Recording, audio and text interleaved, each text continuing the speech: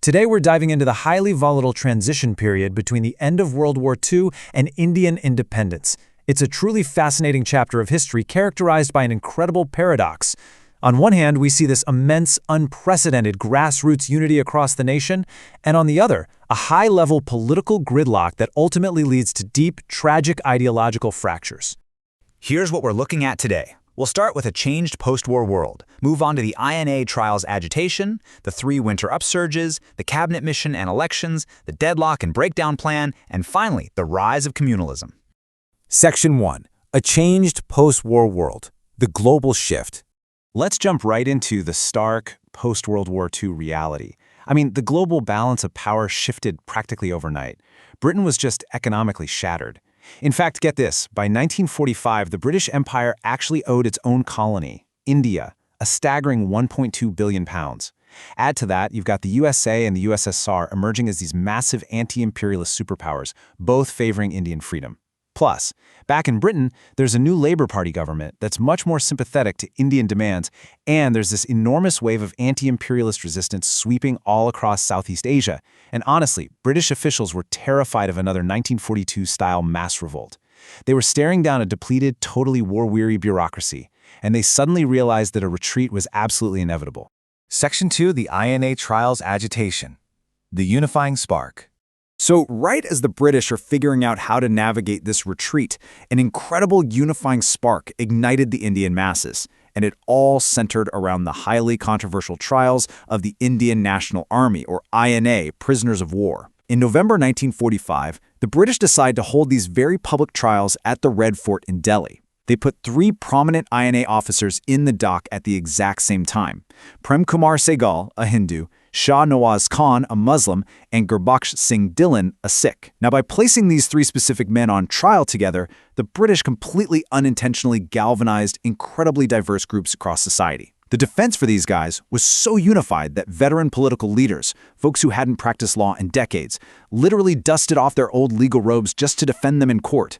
It became this ultimate India versus Britain showdown, drawing massive support from political groups, film stars, municipal committees, and, just everyday citizens.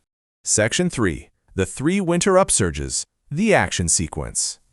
This fierce nationalist sentiment defending the INA reached an absolute boiling point in the winter of 1945 to 1946. All that grassroots energy translated into 3 rapid-fire, really intense confrontations that just severely damaged the morale of the British bureaucracy and military. It all kicks off on November 21st, when students in Calcutta protest the INA trials. Then, fast forward to February 11th, Calcutta erupts again over the 7-year sentencing of an INA officer. But the biggest flashpoint? That came on February 18th. Royal Indian Navy sailors launched a massive mutiny in Bombay. They were protesting racial discrimination, terrible food, and the INA trials. And we aren't just talking about a handful of disgruntled sailors here. This was huge. This involves 78 ships and 20 shore establishments literally pulling down the British flag and hoisting rebel flags instead.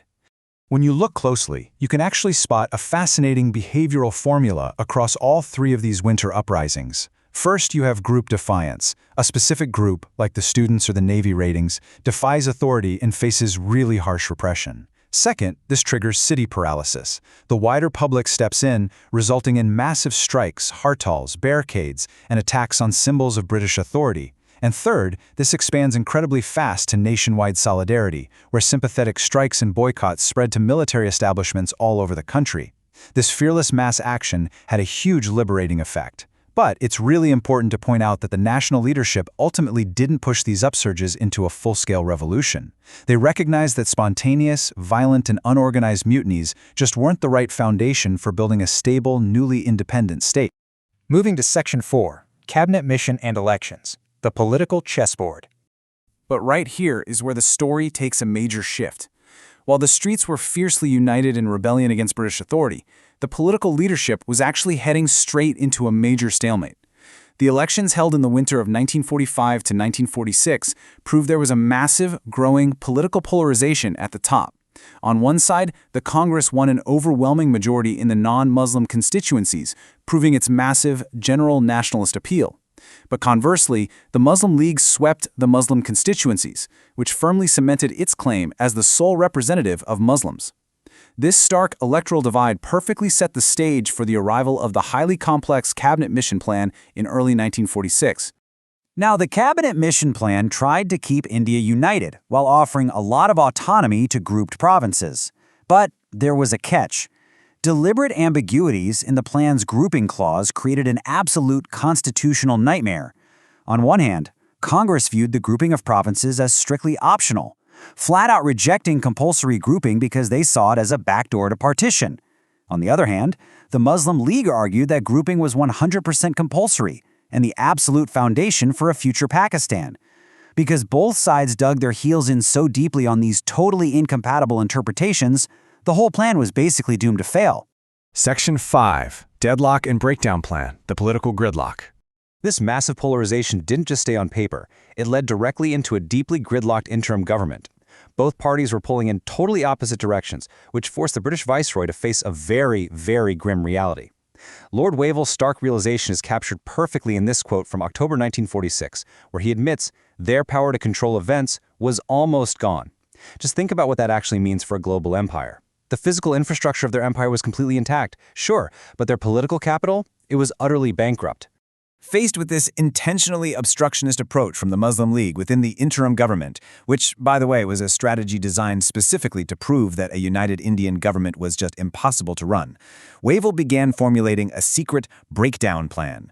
The British were basically throwing their hands up, acknowledging they needed a concrete exit strategy to manage what was now an inevitable withdrawal. They were completely caught between this immense mass pressure boiling up from below and the unyielding political deadlock at the top. Section 6. The Rise of Communalism, the Ideological Fracture. Tragically, this exact power vacuum and all the relentless political maneuvering at the elite level fueled the birth and rapid spread of communalism across India, completely fracturing that incredible unity we saw during the INA trials. It is absolutely vital that we clearly define communalism here. It was not some ancient, inevitable religious feud that had been simmering for centuries. No, it was a fiercely modern phenomenon. It emerged straight out of modern colonial socioeconomic structures and mass mobilization politics. Basically, it's the manufactured belief that followers of a particular religion inherently share exactly the same social, political, and economic interests simply because of their religion. Notice how modern politics transformed pure religious identities into rigid, unyielding political factions. Because colonial India lacked widespread modern industrial development, there was this intense competition for very scarce middle-class jobs. That made it incredibly easy for politicians to weaponize religious identity. Communalism effectively bypassed the basic, real economic interests of the masses, things like poverty and labor rights, and instead claimed to protect cultural or religious interests that didn't even necessarily exist as uniform political blocs. Fueled in part by earlier militant socio-religious reform movements, this ideology ultimately evolved into the two-nation theory, demanding a completely separate nation and deeply dividing the masses. So as we wrap up this explainer, I want to leave you with a final, rather provocative paradox to chew on. How did a nation that united so fiercely to defend the INA prisoners fracture so deeply into communal violence just months later? I mean, we saw students and sailors of all backgrounds fighting shoulder to shoulder, only for that vibrant, unified energy to be completely swallowed by high-level political gridlock and modern communal ideologies. Understanding this tragic whiplash is absolutely key to understanding India's decolonization.